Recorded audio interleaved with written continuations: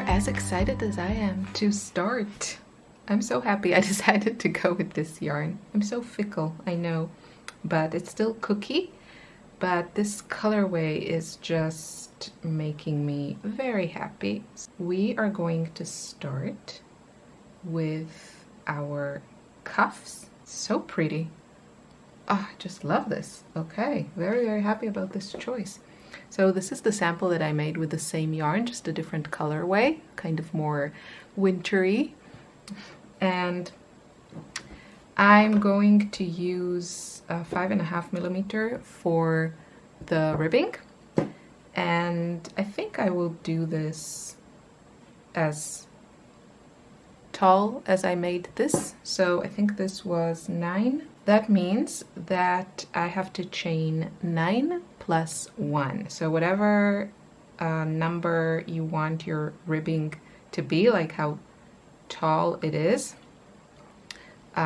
chain that number plus 1. So in my case, 10. 2, 3, 4, 5, 6, 7, 8, 9, 10. Have a nice little chain, and I'll just zoom you in. And now we are going to do a row of half double crochet. So we're going to yarn over, and I'm going to go into the second chain from my hook. So the one on the hook doesn't count. The one below it is the first one, and the one next to it is the second one. And I'm going to do a half double crochet. How pretty is this turquoise? That was surprising. And I'm going to do that into each chain, so altogether 9 stitches. So my tip for this step of the sweater is to pretty much always count your stitches. You don't want to suddenly discover you have 8 stitches or 10. I've done that. It's very noticeable, and you just have to like frog everything. So just count them. I usually just count mine every row to make sure that you have the right number. So 9 half double crochets, chain 1 and turn. And now the way the ribbing is worked to get this look is a back loop only half double. So here you have the loop on your hook. Right below it you have your chain, and the next one is the first half double or the last stitch of the row below, and we're going to go into the back loop half double crochet. And again 9 times.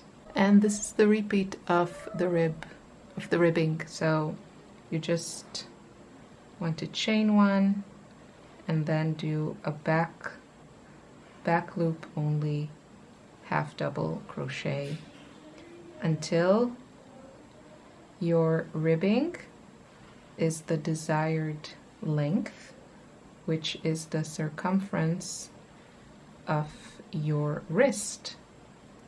Now, depending on how long you want your sweater to be, you have to take that under consideration. So for example, if you are doing a sleeve that reaches like below your elbow, you'll probably need a bit longer ribbing strip. And also depends on the look you want. If you want it to be like tight fitting, I usually like the sleeves to be kind of fitted, the ribbing part, just because it makes, you know, wearing coats on top of it easier. And if you're home and you're doing stuff, it's nice when your sleeves are not in your way, but it's totally up to you. You don't have to do the ribbing. I just like the way that it looks. So I'm going to continue doing this, and when I think it's getting to the right length, I'm going to start checking if it fits my wrist. Also a reminder, we're going with a smaller hook size than the one we're going to use for the body of the sweater. So this is not supposed to be drapey. This is supposed to be a more tightly fitted fabric. If you want this to be more loose, which I have done actually on my Fluffy Day sweater, you can see all the sweaters that I made till now. You can do that. Just use a slightly bigger hook and see how you like it. You won't know until you try, because every yarn behaves differently. So it's totally a personal preference. One of the things that I really hope you will kind of achieve as you follow the crochet along is that kind of self-reliance and that confidence of adjusting things as you go, of making choices that fit your style. And, you know, obviously I'm talking about my pattern and I'm giving, I hope, as much options, but you can do this with every pattern. You can change it up to fit your style as long as you understand, you know, the stitch and what purpose it's supposed to serve. So I hope that's one of the things you will get from this process. And I know there's no, like, one thing fits everyone, and some people would prefer to have a very, like, detailed pattern where everything is just, like, written, and that's totally okay. Don't feel bad if, you know, you prefer to do that. There's no right or wrong here. I think the only goal is to enjoy, relax, and create something that you love and that fits you. I just found that to be challenging when you just follow a pattern, because there is no such thing like one pattern fits all. And yeah, it's a much more fulfilling hobby and experience and pastime to when you know how to make things work for you. And sometimes it's very hard to find a pattern that, you know, has exactly everything you love. And yeah, you have the power to change, to adjust. So you just have to try things. Be ready to fail. Be ready to frog. It's just a part of the process. And I think the sooner that we accept it, the more enjoyable this whole thing is. If you start being in like that state of mind of like, there's no way I'm going to frog anything. I've done that on a few things, and what I ended up with was something I didn't want to wear. So I think it's better to, you know, to take longer and just see frogging and trying as part of the process, like an essential part of the process. Okay, this is how it's looking. Oh, can we enjoy these colors? I really like looking at this like this. I didn't think it had these colors. I'm very pleasantly surprised, and I really want to make the whole sweater from this, and I'll probably have to order another cake because I only have the one. Well, at least with Hobbii it's a fast delivery. Oh, you see, I was distracted and I didn't do a back loop only. So this part you want to get it right because you will see it all the time, you know, on your wrists or arms. So take your time and make sure. I've done so many, I feel like I don't have to count so obsessively like I did before, because I kind of know how the stitches look. But yeah, it's always a good idea to just keep checking that everything is straight, that you haven't done an extra stitch or lost a stitch on the way. I've done that so many times, believe me. Everything I tell you that I recommend are mistakes that I've made several times, and I just, you know, I'm trying to spare you the frustration. Oh, love this color. This yarn is very easy to work with. So if you're still like undecided, or you know, you just want to try different yarns, wait for a sale. Hobbii always has sales. I think I'm done with my cuff. The reason I say I think is because right now it's pretty tight, and I'm going to try and close it and see how easy it is for me to put my hand in and out. And if it's too tight, I'm going to add 2 rows. Now, the one thing to keep in mind is you want to finish your last row on the opposite side of where you started. And the reason for that is that we're going to join these two. I'll show you how to do the join, but we're going to join them using this yarn, and we're going to use a crochet hook, so we're not going to cut the yarn. We can continue to work with it on the rest of the sleeve, and we're going to do the join. And then I like it when the edge is not on the outside, because this will be the edge of the cuff. This will be the part that you see all the time, and I just don't like sewing in ends or anything that can disturb that edge. So I prefer to have this that I can just sew it into the body of the sweater, like just to hide the loose end. So that's basically the only reason why I emphasize that this should be on the opposite end, just for the sewing in the edge. So there is no other reason. You can do what you want, but that's, I just don't like to have these loose ends on this line. So before we do the join, I highly, highly recommend to do the second cuff, because that will make it really easy to see that they are identical.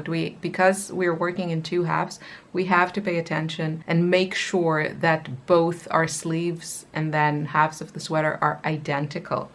And so once you close it, it's not hard, I've done that also, but it's just a bit much easier to match them and do exactly the same thing before we close it into a cuff, like a circle.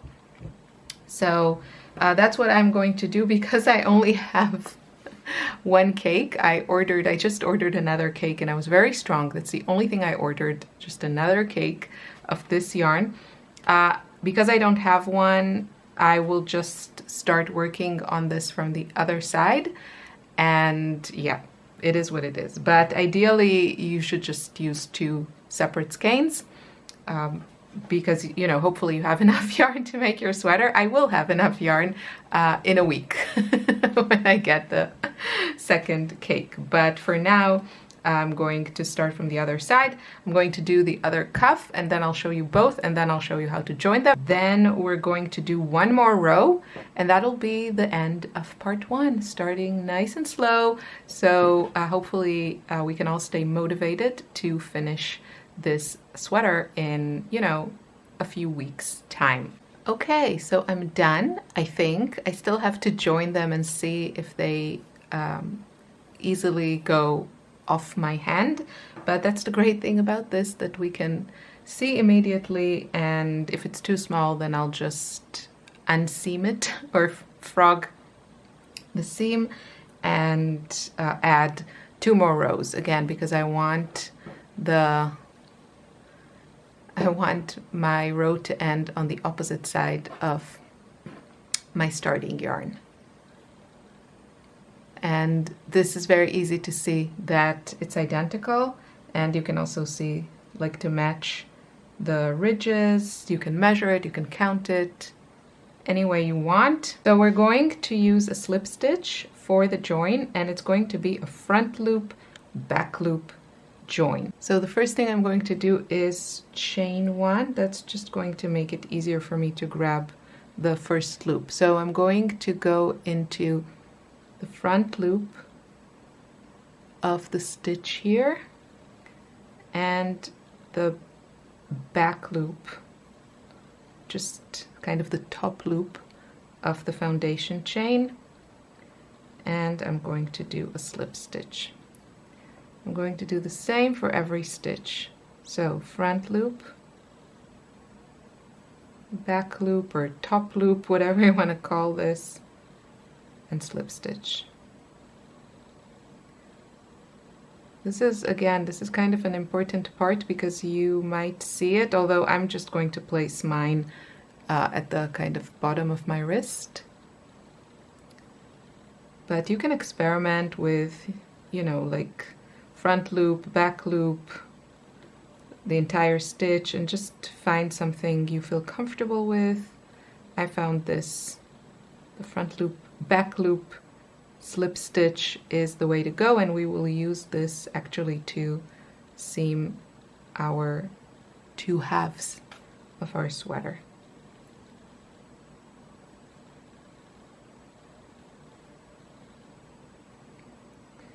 And with the last stitch, I usually like to just grab the entire stitch, and we're done. I'll show you how it looks. Really, really nice. You want to make sure that it's straight here, that you didn't, you know, start one stitch inside or outside. And I think this join looks actually good on both sides. Here you can see a little bit, if you're using one color, if you're not using like a colorful yarn, this will be even more hidden. But for me, I can see it. It doesn't bother me because the ribbing has these ridges, but I'm going to flip it and continue on this side. So this was the join. That's all there is to it. Oh, and now you just want to make sure that it fits your hand.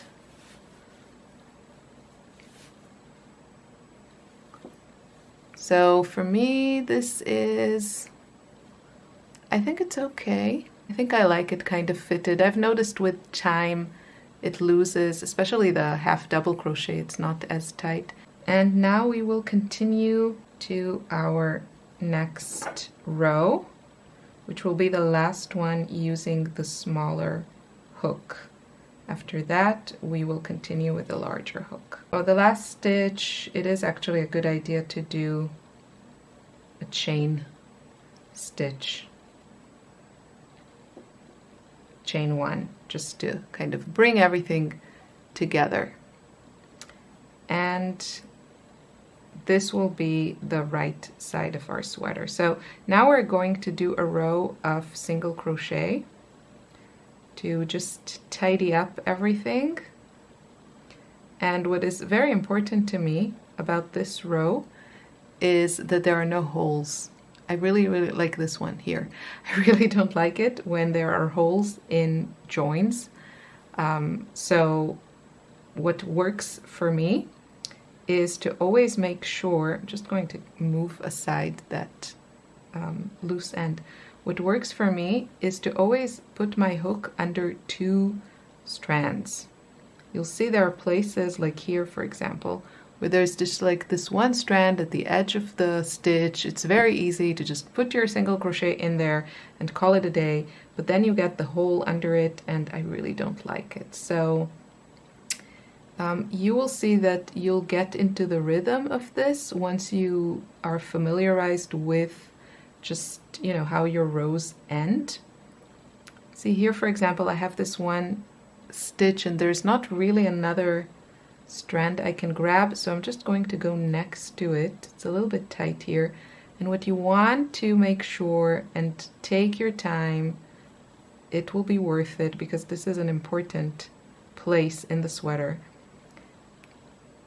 You want to make sure that your hook goes under two strands, not one, not three, two. That's what we're going to do, and I'm taking my time and making sure that I'm going under two strands. Here, for example, you see I have this one, which is really just asking me to go in there, but if I do that, if I do a single crochet, then I have this hole and I really don't like how that looks. So I'm going to take my time and try and bring another strand, and there I go. Found one from the stitch next to it, and now I don't have a hole. There are places that are more forgiving in the pattern. This is not one of them. So just make sure that you're working slowly and neatly on this row. See, and we get a nice tight single crochet row.